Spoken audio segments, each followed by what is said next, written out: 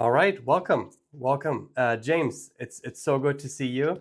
Thank you for jumping on the pod with me, JP. For the people that don't know me yet, but James, some people might know you, especially the Austin group that we have knows you very well. You've been very active in the community. You've come to a ton of events, so love that you are like just kind of participating in everything that we do. And again, thank you for that. It's been an absolute pleasure to like just be working with you from day one.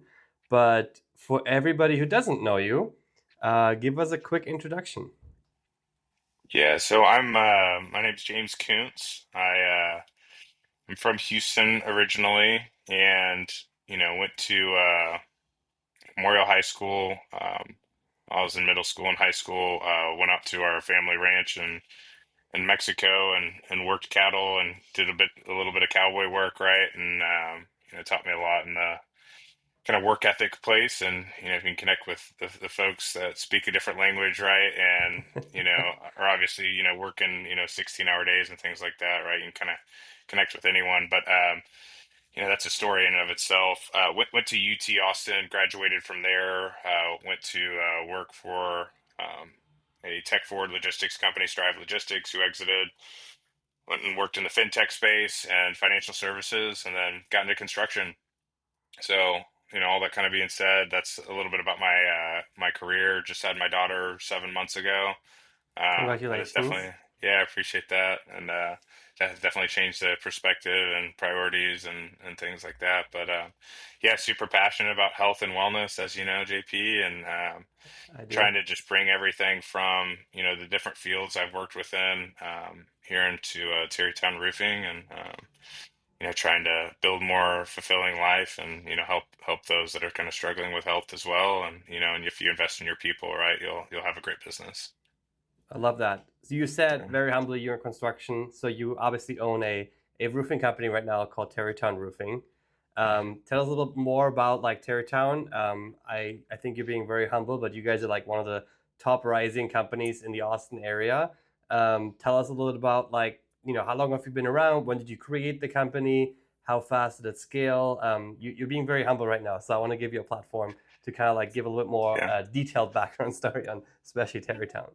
for sure. So we haven't been in business that long, right? Worked for two prior roofing companies prior to starting my own. The kind of story of how it all came together, right? I came at a point in my health journey, right, where I was willing to bet on myself, right? I had the energy. I'd stopped drinking, right, and so I had a lot more energy, right, and had addressed some things that needed to be addressed in the functional health system, right. One of my subcontractors that I was working with kind of hinted that I was being a little stupid, right, that I was kind of was fully capable of running an better business model, right, and something more sustainable. And then I uh, I found out I was going to have my daughter, and so kind of all of those three four things intersected. And that night I started an LLC, and within a week we had a logo and a name, and all of those things. I think we had decided on the name earlier, but just the actual logo, and launching Google My Business, and really just hitting the ground running. And I think the biggest thing was like taking that first step, right? Which a lot of people, they get the analysis paralysis. So we started August 14th of 2024. Obviously, a lot has changed since then. It was just me for the first couple of months. Think the first month I, signed on 13 residential jobs. Second month we had a signed commercial job, large multifamily project. This year we'll do north of 5 million in revenue, with That's just amazing. kind of four people really selling at a higher level, and then we've got a couple other folks that are selling as well. But we're just like getting the foundation laid strong. And with that, like, you have to have the foundation to really scale up from there. But I think our target wasn't necessarily like hey, let's do a ton in revenue. Like, let's make an impact, let's build a strong brand, let's deliver high value for each of our clients, let's diversify in terms of new construction, retail, insurance work, residential and commercial. And I think we've exceeded some of those goals. I think we always knew it was going to grow quickly, but maybe not this quickly. And I think it comes down to being a service business, right? Not necessarily just like a roofing business. Yeah, we do Yep. roofing well, but how do you differentiate? And I think it's doing what you say you're going to do. Like the bar is so low in this space, and so it's kind of not made it easy, but a lot easier to really exceed those expectations. And I think anyone that starts a business, if you just focus on doing the little things well, those things compound just like interest does, right? So Yeah. you differentiate yourself that much further away. But yeah, we lot of new things, as we've kind of discussed previously, JP, and a lot of new things that we haven't that we're looking to roll out here to add more value to our clients. Yeah, I mean, look, so you just had your 2 year anniversary. Congratulations. You've been absolutely crushing it. You just said like it's so hard to take the first step, right? People just get stuck in the analysis aspect and like, what could I do and how am I gonna do it? Versus like you just had like a night, you're like, you know what, like screw it, I'm just gonna register a company. I'm just gonna go out there and do my job. Um, but you know, how do you I guess what was like one secret or like how do you kind of get like the first jobs? Like if you're a brand new company out there, right? Obviously you've maybe worked in roofing before, so you maybe had like some reputation out there already just with your personal name. But if you go out there and you have like they ask like, oh, do you have any reference? Do you have any other projects? And you're like, well, actually, like I'm brand new on the job here. So like how did you kind of like solve the cold start problem? Yeah, I think the cold start is a thing. If you do it the right way, is just a thing in people's heads to like keep them from taking action. It was definitely a thing in my head. I actually had a lot of jobs that, if you kind of know the storm restoration world, or, like working with insurance companies and things like that, not all of the roofs that you inspect and, work with the clients to work through the insurance claims process, not all the insurance companies just like pay all willy nilly, right? Sometimes Yeah, it's a little bit of a fight. It's the policyholder's job to prove the damage, and we obviously would help with that. And so I got that process started with a lot of clients. And I always thought that those clients were loyal to the brand I was previously selling for. And so I kind of left it to them. I was like, hey, I'm stepping out. I have someone within the business that, can take care of you at my previous company, or I'm happy to run this through my new company. It's a brand new company. I started it, last week, a month ago, 3 months ago, right? As yeah. things progressed, and every single one of them went with me. I held the Wow. relationship with them. I'm the one who, kind of ultimately got their roof approved, or, that I built that relationship, and some of which I had followed up with, over a year, right? And I had, Yeah, self-sourced those. Those weren't like previous company provided leads, which is another ethical kind of thing, right? To consider. Um, but yeah, like, it was all in my head that I thought that, a new roofing company, like, why would you work with them? And I told them, hey, we, do things this certain way, and these are the things I'm doing differently, and blah, blah. And they were sold. They signed immediately. What I found too is they were more like willing to cut me like the first two checks a week or two ahead of time, right? They wanted to wow. see me grow and succeed, and like it's like they were betting on me, and it's like the stars kind of aligning. And so it was a Mm-hmm. great feeling. I still keep in touch with a lot of my clients. I formed that kind of personal relationship. I'm super curious about what they do and like what introductions I can make for them, outside of it. Once we finish a roof, we can introduce them to an, insurance agent if they don't know or like their existing one. And, if they need a realtor, plugging them to our existing connections. So yeah, I'd say the biggest thing is kind of just get out of your head. Like, you have to put yourself in someone else's shoes, and, you'll find out, exactly. I think I lost one job where they said, I was a 1 month-year-old company, but that's not why he didn't choose me, right? That was Yeah, just the objection. He yeah. chose me because I didn't want to, break the law and break my ethical, code and things like that for him. But what that did Just the for small me, stuff. yeah, just the small stuff, right? And so, um, you know, I took that though. I took what he told me as an objection. I knew my sales reps would get that, being a newer company. So I went and partnered with a company called Directory with two eyes at the end, and so they essentially guarantee your work. So if I got hit by a bus or something like that, Directory would pay for another contractor to come in Yeah, and fulfill that work and honor the warranty.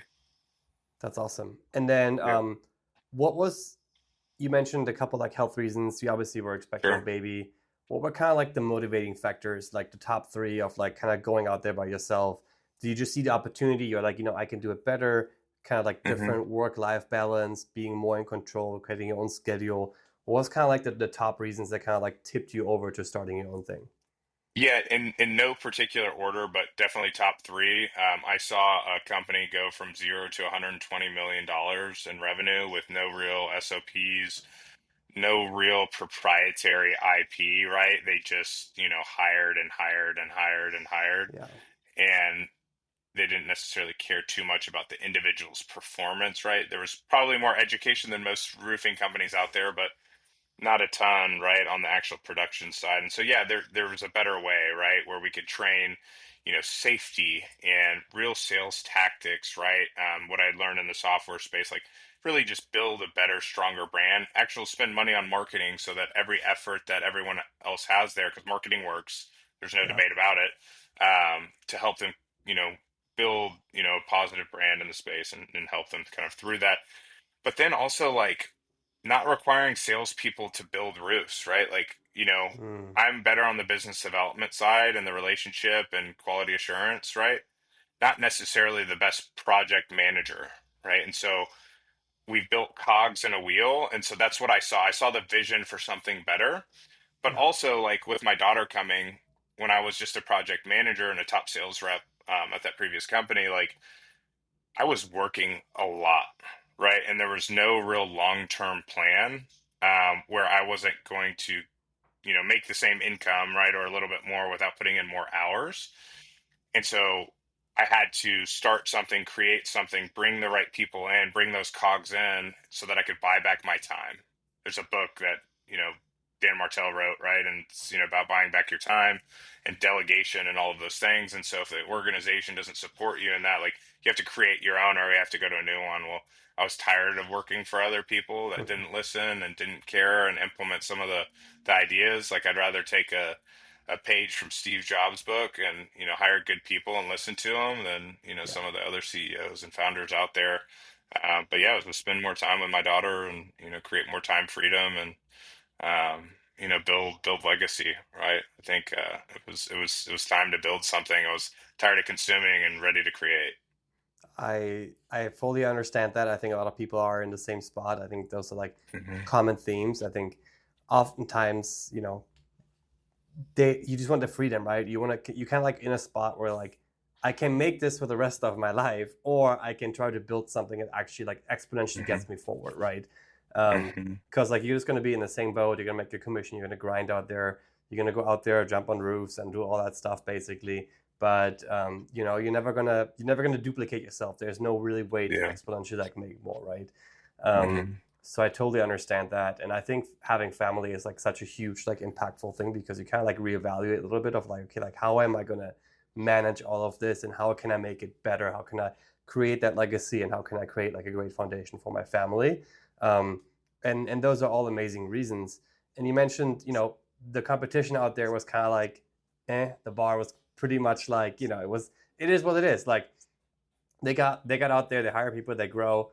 But I think what you mentioned, SOPs, treating humans really good, kind of like learning from other industries. I think that's what people kind of like often make the mistake is they only look at competitors in their own industry. They never look at like what works really well in any industry, or like Hmm. what is an industry that's working really well and why is it working well and how can I apply that to my industry. And I think if you do that, you unlock a huge growth opportunity and a huge unlock because that's what most people don't do. And you just mentioned that you were in tech, you were in the tech world, you were in sales there. So I'm Hmm. sure that like the role and the world of tech sales is completely different than trying to sell a roof, basically. But at Yeah. the end of the day, there are certain things that work really well in tech sales that work just as well in like selling a Hmm. roof, basically. Yeah, and I think some of those things is not necessarily like my background was B2B, not B2C. And so, I did the dial for dollars thing in logistics, right? And it was all about Yeah. call volume and outputs there. And then I did tech where, we were doing more partnerships in the financial services. One of the most interesting companies I worked for, they did outsourced finance and accounting for private equity backed software companies.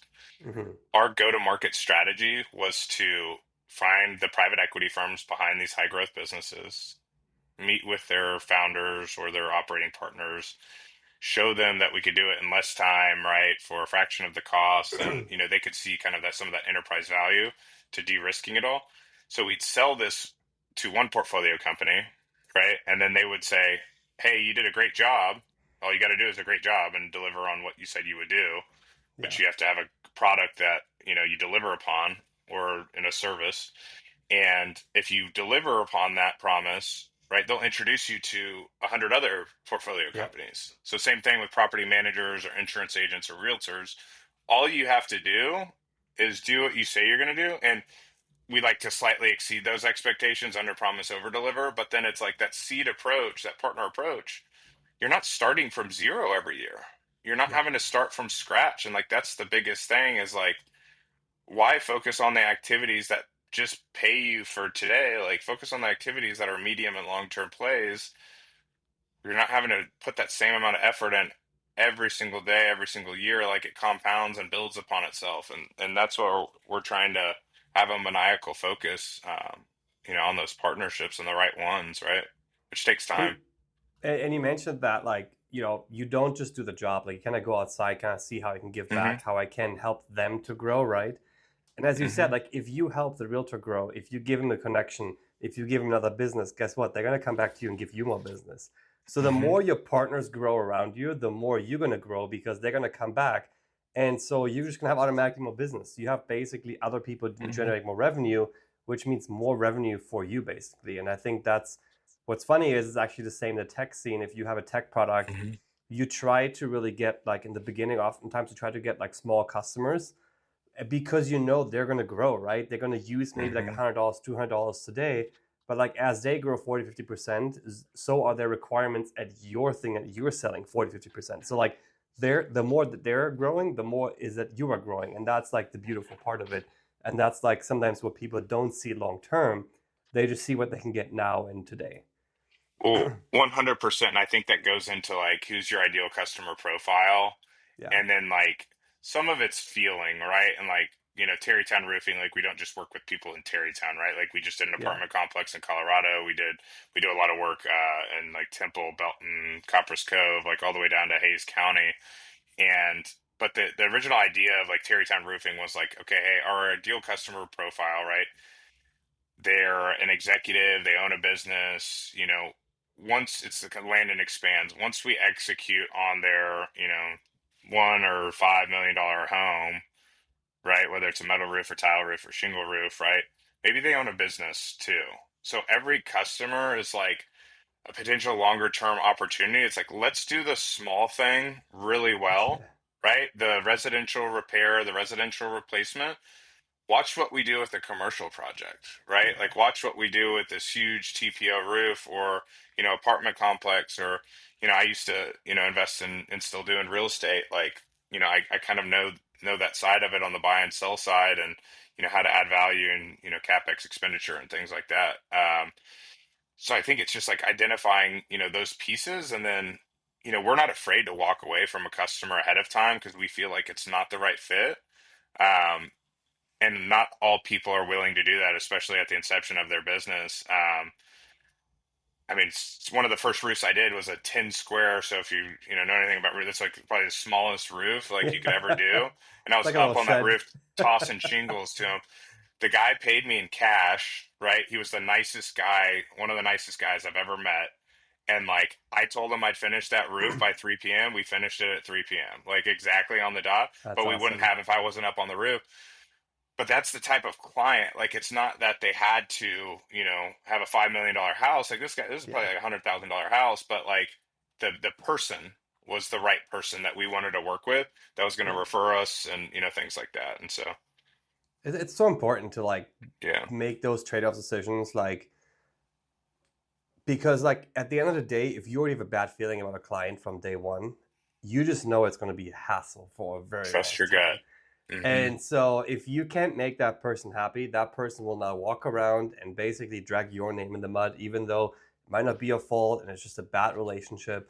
But instead, if you just pick up a way smaller job, and that person is like the perfect customer, and now goes around and tells all your friends or all his friends basically that is 10 times more valuable than the bigger job where you're just going to drag it out and have a bad relationship with.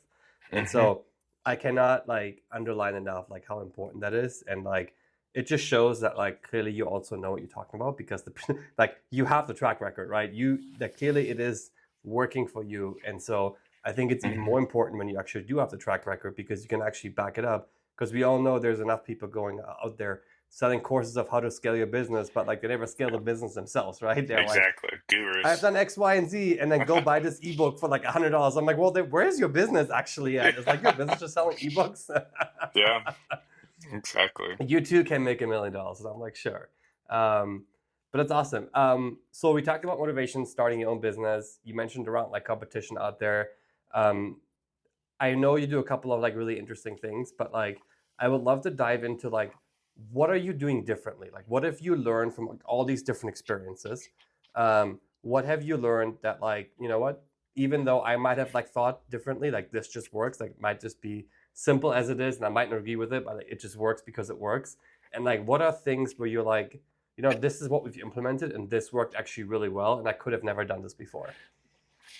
Yeah, I mean, there's no like silver, like one silver bullet, right? But there are a collective, things that are happening, right, that are leading to, I think, some of our success, right? And I think it's not focusing on the short term; it's focusing on the long, medium, and long term. Not starting from zero every year. The right partnerships, like I mentioned, like doing all the little things well, and that compounding over time. So some of those examples might be, asking every client if they know like their insurance agent. And if they don't, Mm-hmm. right, well, we can refer them to one of ours. Well, we're listening to our partners. We're helping enough people get what they want so we can ultimately then get what we want. I can't tell you how many insurance agents that we've met with, right, where like their roofer has never sent them a client, right, that didn't actually listen to like how are they measured or how are they, trying to succeed and like helping them with that. Like there's a lot of roofers out there that could probably do a great job for these insurance agent partners, but it's like taking that extra step and asking that additional question. Like that's Mm-hmm. just one of the many examples on like the lead gen and partnership side. Understanding the real estate transaction process, like all of that. But it goes to like the types of magnets that we use, right? So I'm constantly trying to save my team time. So we use $300 rare blue earth magnets. They like suck nails out of the ground. Like, people aren't, there's always like one or two nails like that you just Yeah. can't find, but there's not like nails in the driveway, right? Or, causing flat tires. So it's like an ounce of prevention is worth a pound of cure. But it's, telling the client it's like a bomb's going to go off when we replace your roof. It's going to be loud. It's going to be disruptive. But then, like, when they actually see us install it, and how we protect the property and the magnets that we use. And sometimes we pressure wash the driveway just because we saw that, something, stuck, or, there were some tire marks from the delivery. And, we use polytarp around the exterior of the property, right? To, and over the pool, right? Because we want to protect their property. Yeah. We put decking over the AC units, like all of these little checking the attic after the install to make sure that the hot water heater exhaust is piped out to the roof and they're not getting carbon monoxide poisoning, right? Like Mm. these are just little things that other roofers do not do. And it blows my mind from a risk perspective. It's why insurance costs an arm and a leg, right? Like just from an overall being a good human being, it's like you have to check those things, and do the little things well, because there's so many things to do. But if you do them all well and focus on the process and not this just that I want to do 50 million, right? Like Yeah. you focus on the little things, yeah, all of that good stuff will happen later as a result of taking care of your people and your clients. And like that's the biggest thing, I would say. That's amazing. And then how many times would you say like the argument is like, oh, it takes too much time, or it's like, I haven't thought about this, versus like it actually like it may take you like another like hour at the job site to do all these things. It might cost you like a little bit more to like go the extra mile. But like how many headaches do you save in return, just without even like the other side of like Hmm. standing out and getting a referral? But like I'm assuming you're also just saving a ton of headaches basically, because you don't have to come back because you messed something up. You don't have to deal with the customer calling in and like kind of complaining, hey, where's my driveway at? I just had a flat tire, I'm gonna pay for this, and kind of like Yeah. dealing with all that like, you know, aftermath basically. Yeah. And like, if you're another roofing company and you're not doing some of this stuff, like every single install that you have, there's probably going to be like medium to large like thing that comes up, and I don't think people realize that, where there's a leak, a week later Yeah. because they went over the existing roof and didn't take it down to the decking and replace that decking, right? There's a hole, and so the nail went through, and now the water's coming in. So you just paid for a new roof, right? And all this happening. Or they didn't protect the AC unit, and it's, that now the homeowner's having to pay 20 grand for a new HVAC unit because the contractor's not paying for it, right? Because they're like, oh, that's not my fault. It was broken before. Yeah. Whereas we just protect it so that we don't have to pay for the HVAC unit and Yeah. piss a customer off, right? It's like Yeah. doing those little things well, yeah, sure, benefits us in the long term, but it's like I don't like, you know, being talked down to, right? I don't like feeling like, I did something wrong to someone, right? Like I truly care about people, and I think that's the difference in a lot. Like a lot more people care about the money that they're making, right? And it's like I want to know that we have a great customer at the end of this that is a champion for us, and like also that we're just doing the little things well and we're exceeding those expectations, and like that's the root, that's the why. But then all these other good things happen. It's like if you check the attic before you install the roof, you're going to understand, hey, do we have to send 5 more guys to completely redeck the roof, or is this decking pretty solid? Yeah. Are we good to proceed? Same thing with a commercial property. Like if we, coordinate with a property management company, right? Let's say it's an apartment, and we put the dumpsters on either side, and we have a tow truck there available to move cars so that they don't get damaged, and we send out notices and put up flyers and all of those things. There aren't going to be any surprises. There might be some trash, right, that we missed or something like that. We're Yeah. all human, but at this, like, all of the big risks have been mitigated against, and I think that's huge. It's just like that level of like communication that needs to Yeah. happen, and just having pride in your work. I mean, it's huge, but it saves us a ton of headaches where it might be 1 in 5, right, where we have like a little small deal, and then occasionally we'll have a big deal where something popped up, and we did our best, but Yeah. obviously, hey, we're going to pressure wash your driveway. We did our best to protect but we've Yeah. got tons of material coming off your roof. We're going to take care of it for you. Yeah. There's always something. It's impossible. Like There's with these always something. construction It's projects, it's like construction for sure. anybody who has done construction in their house, like they know there's Hmm. at least going to be like something in the wall. Like it's almost impossible to do like a whole movement or like a whole move in and out of the Yeah. house without at least hitting once the door frame. Like we've all been Yeah. there. Like we've all moved. Yeah. But Yeah. it's all Exactly. about how you handle it and how you address it Hmm. versus like trying to like put something in front of it and like hope like nobody will move the thing, or do you just like heads on address it and like Well, hey, I messed up, like what can we do about this? it's expectation setting too. Now, if I Yeah. tell every client that there's not going to be a single nail or a single piece of trash that comes off the roof and everything's going to make its way into the dumpster, Yeah. it's a steep roof, right? Yeah. Typically, it's people are tied off, right? Like they're worried about their safety, right? And Yeah. other things, right? But it's like if you tell them it's going to be like a bomb went off, and then you like it's pretty damn clean, like work site and all of those, like, Yeah. but if you tell them it's going to be perfect and clean and the nail's not going to hit the ground and all of that just to get the sale, and then it's something else entirely, like that just Yeah. pisses people off. It would piss me Yes. off, right? It's like just under promise, over deliver always. 100%. Couldn't agree more. Yeah. Tell me, like, on the people aspect, seems like you have like a really good process. You know what you're doing. You have, you want it a certain way. How do you kind of instill that in these people? Like, how do you kind of like when they come over and maybe work for a different roofing company? How Mhm. do you kind of like enforce that process? How do you make sure like they follow that and they take like the same pride, especially as you scale, right? As you get bigger, have more people under you, more projects at the same time. How do you kind of scale that and how do you kind of enforce that?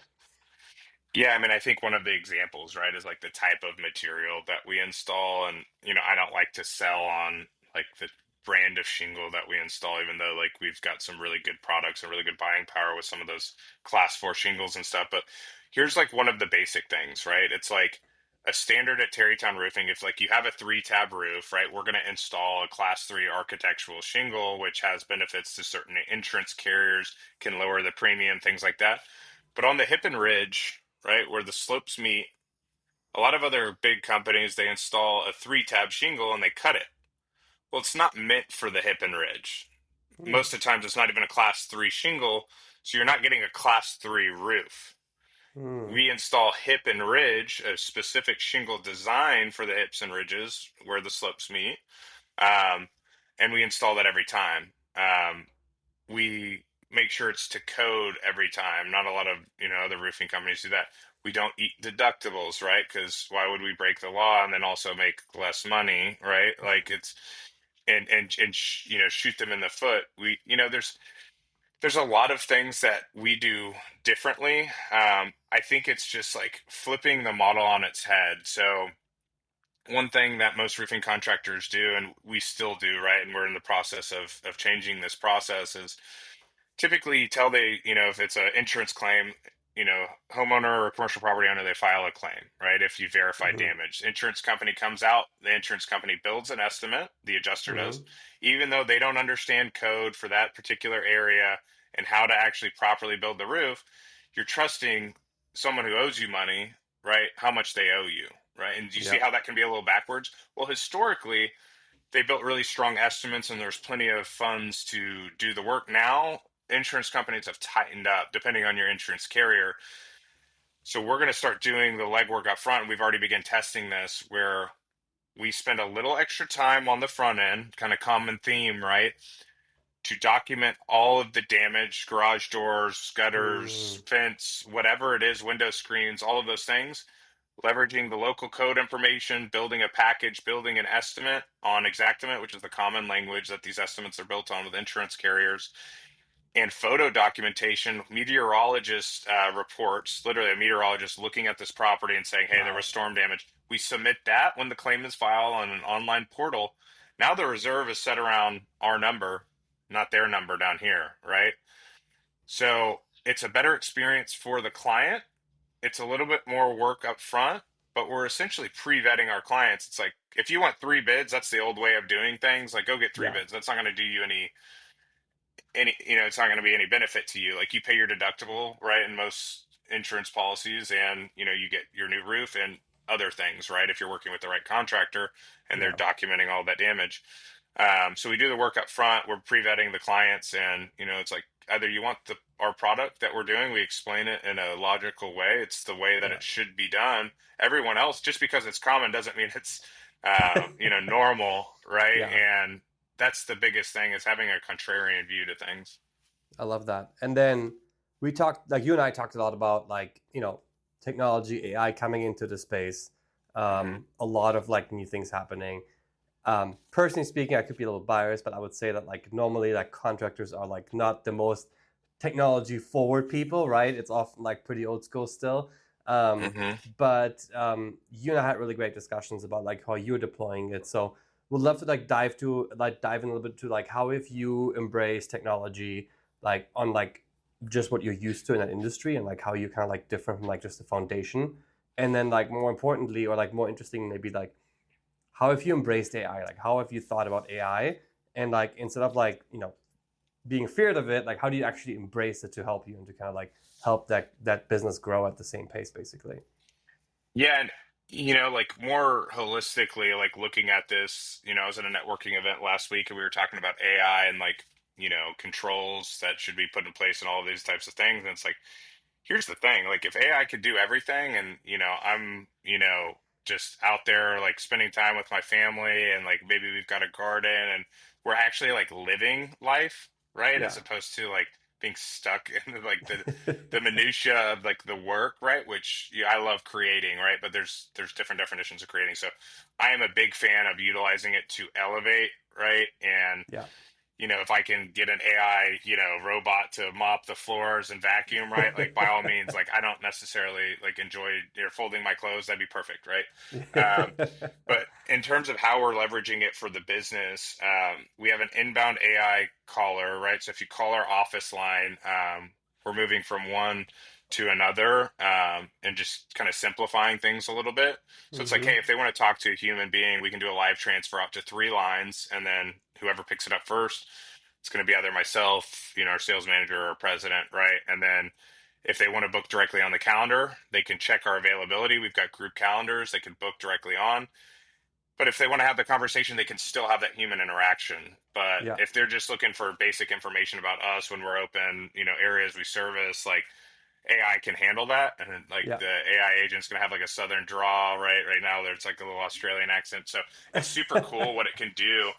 Those are only one of the implementations that we've made. We also leverage, Notion, which is a tool for like organizational stuff. A lot of tech companies, and they've got some AI built in. There's another app called Motion, so it integrates into my calendar. And so when I get an email and they're asking when are you available, it auto drafts a response with my Yeah. availability to check both of my personal and work calendar. That saves me 3, 5 minutes every single email I respond to, which is a Yeah. lot of time. And just scheduling alone, we've got AI recorders on our Zoom meetings and things like that. I've got Claude, goes on the back of my phone. I can flip this button up, hold the button, and it'll record a phone call. I can flip the button down, press the button, and it'll record a group meeting.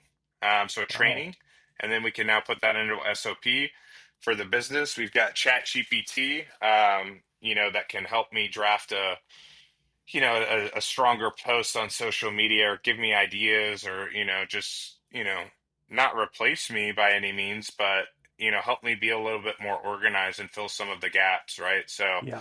those are just some of the many tools that we use on a day-to-day basis, but there's AI estimating that you can leverage and all sorts of cool stuff that, you still have to put the pieces together, but I mean, it's really elevated our game. And from a business development perspective, there's a lot of other stuff that we're looking into from SMS, and not being invasive, but reaching out to the people that actually need what we're offering, as opposed to Yeah. the 96% of people that don't necessarily need what we're offering at that given point in time. That that's amazing. I like the AI call center is like it's like fascinating to me because like I think that like 90 to 80% of calls can probably vet it with like some basic FAQs basically. Or it's And spam. now you can it's Yeah. spam, yeah, like even worse, Yeah. like spam, especially like yeah, spam. But you get to pick up the phone 24/7. Like it's like you want to call at 8 p.m. Cool, sure, call at 8 p.m. Like you're Cool. busy, you work the night shift, like I don't care, like go call at like 3 a.m. Like go call whenever, like we'll answer your question. That's amazing. And How are you kind of like evaluating like the obviously, I think the first step is kind of scared and not scared, but like respect and like making sure like you don't mess things up because the last thing you want to do is mhm. like roll this thing out and like customer like the quality of the calls go like absolutely down and like now you're like missing out on leads, right? So like how when you rolled that out, like tell me like a little about like how you measured success, how you kept a close eye on it, how incrementally you roll it out, etc. Yeah, and we probably could have rolled it out better, to be completely fair. I think the biggest thing was like we were getting so many spam calls at the beginning Mm, that I had to save some of my piece, right? And I wasn't, I wanted to keep my overhead low. I didn't want to yeah, hire just someone, pay them, 70, $60,000 a year to answer the phone, and didn't have a lot else for them to do. But I wanted the right person. If they needed to speak with someone, we could do a live transfer. But yeah, we listened back to the recordings, right? And we made tweaks to scripts and accents, and if it interrupted the client, right? If they were just coughing or something like yeah, that, like you really do have to keep a close eye because we're an early adopter to this stuff, but a lot of yes, people are adopting it, so it's going to go much further in 6, 12 months from now, where I feel like most businesses are going to have it. But I'd much rather have what I have right now than one of these phone trees. If you call AT&T or Verizon or like oh you my name it, god, right, and don't, these big corporations, and you that's the can't get worst. someone on the phone, that's the most frustrating thing. Back, as long as I feel heard when I call a number and that someone's going to get back to me within a reasonable amount of time, Yeah, and that's the way it works now, is like they feel heard. They're not calling down the other list of five other roofers. We documented their information. We understand what's going on. Someone's going to call you in the next 30 minutes. When you set that yeah, expectation and you call them in two, you're good. boom, game But changer. if they have an emergency, they can live transfer and they can talk to someone. So, yeah, we could have been a little bit more methodical in the KPIs, but we were building and doing so much at once. If we implemented this at a 3-year-old business or a 5-year-old business, we would have monitored it like even more closely and Yeah. tested connections and hangups and all of that kind of stuff. We went off a brute force and gut feel on this rollout for sure. So you operate like a typical tech company, like you Yeah, got to move fast enough and break things. yeah, Um, exactly. But that's awesome. I mean, look, at the end of the day, like I think you said a very important thing. You'd rather do it now than like 12 or 60 months from now when everybody's going to do it, right? Because Hmm. I think regardlessly of like when you implement it, it A requires a different shift in like how you think about it.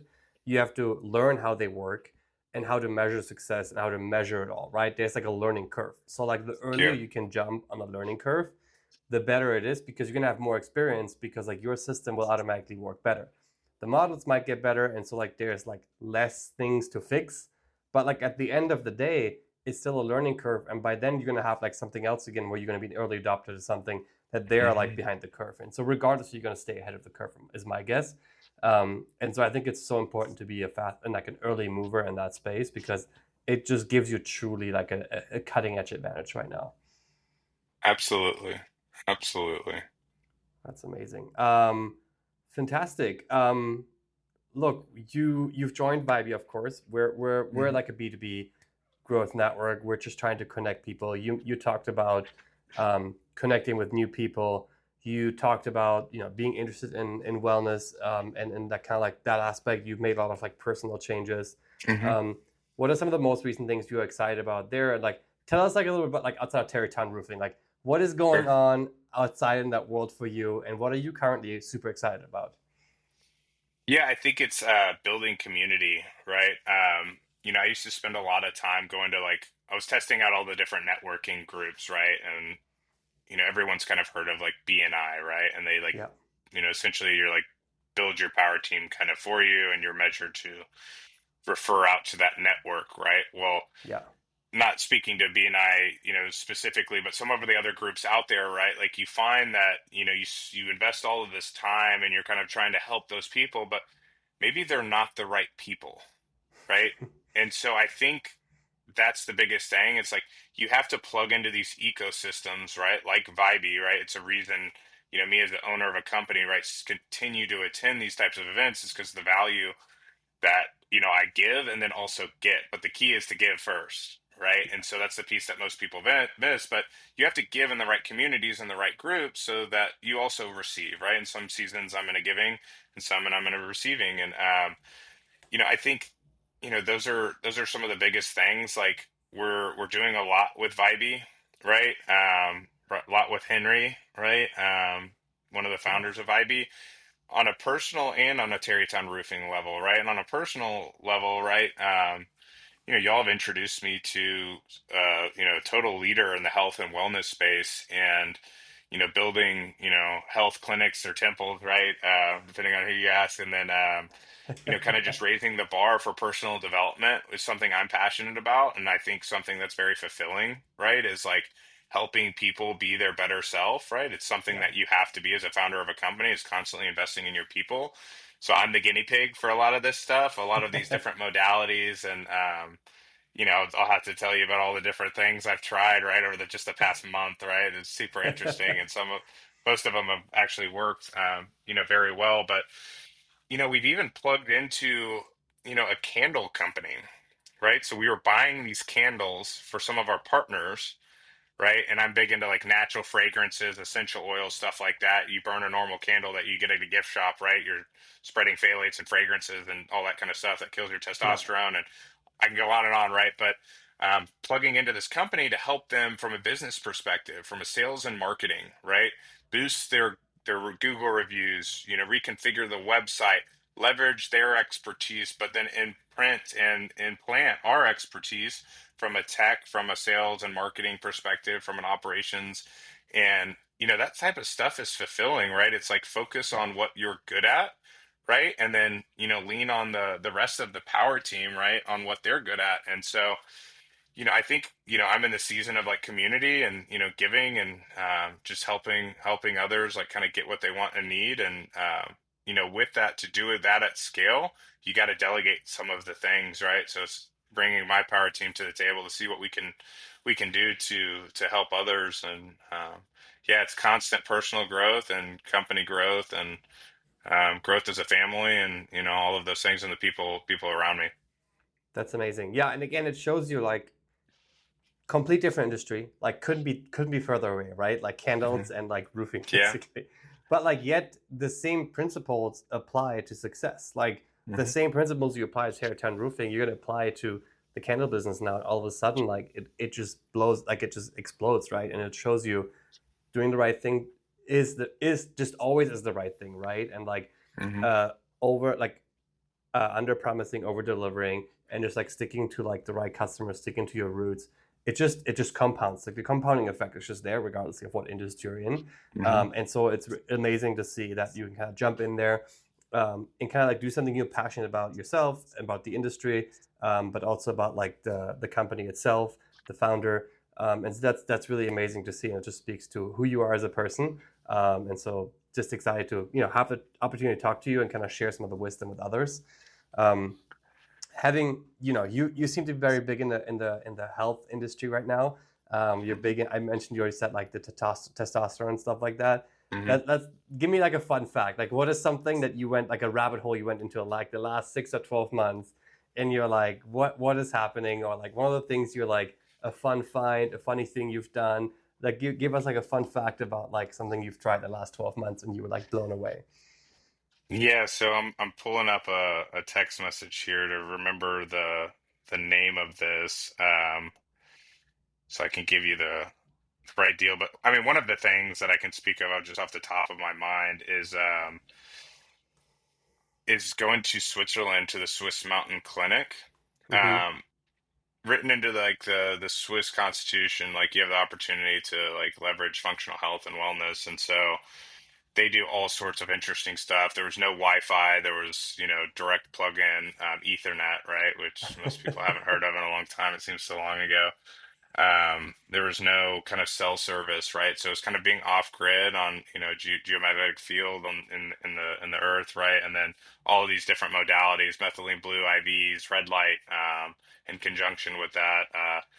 A lot of super cool stuff. PEMF, Matt's, some of those different modalities, I think was key. And there was another thing that I did last week. So I was diagnosed with Lyme disease, and so typically, like you'd think, like you get that from like a tick bite or something like that. A lot more people have it than you would think, but what I tried for that is, there was a beekeeper that was like in town, like it's like the weirdest thing as I'm like explaining it. I love it. But they essentially like, you use like three or four bees, right? You pull a stinger out, right? And then, different acupuncture points of the body, they kind of sting you. And it's Appy something, APY, something, but they do it in the acupuncture spots. They do like a belly massage and all of this interesting stuff. But what the venom does is it slows down like the bacteria, the virus, right? Like whatever that you have going on, so that your immune system can kind of catch up with it and attack it, right? And Wow. like get it out of your body. So it seems like this super interesting things, but like bees are this like mystical, kind of creature, if you will, if you look into like, how they've been created and stuff. And uh, yeah, it was just a super interesting therapy that I never thought in a million years I would do, is like let someone sting me with bees, and Yeah, you're like the um, first person I've heard that like wants to get stung by yeah, bees, basically. exactly. But what was crazy is I got the treatment done, and I reached out just via text to like five people. All Yeah. five of those people went and saw them the next day, and they all had like positive results. So it was like they Wow. could feel the energy through the text. I had recommended other things that they didn't try, but every single one of them could kind of feel it through a text Yeah. message. And so that was just like one of the many things that I do. And I sauna almost every day and stuff like that. But no, that's kind of your typical biohacking stuff, but it's some of the weirdest things that work, right? I love it. I love it, James. Thank you for that. Thank you for the Yeah. insight, and I hope I don't have to get stung by bees because I'm Yeah. not a big fan. But if I have to, Yeah. I'll do it for you. Yeah. Awesome, James. Well, I appreciate your time today. Thank you so much for jumping on here. And I hope to see you soon in Austin. I'm going to be around back in October, so hope to see you at one of our another events. Yeah. I'll see you in LA soon. Awesome, man. Oh yes, All I'll right. see you in LA first. That's totally right. I'll see you Yeah. on Friday. So we'll Yes, see each sir. other then. Perfect, man. Have All a right. great week, and thank you so much. Bye. Take care, dear. All right.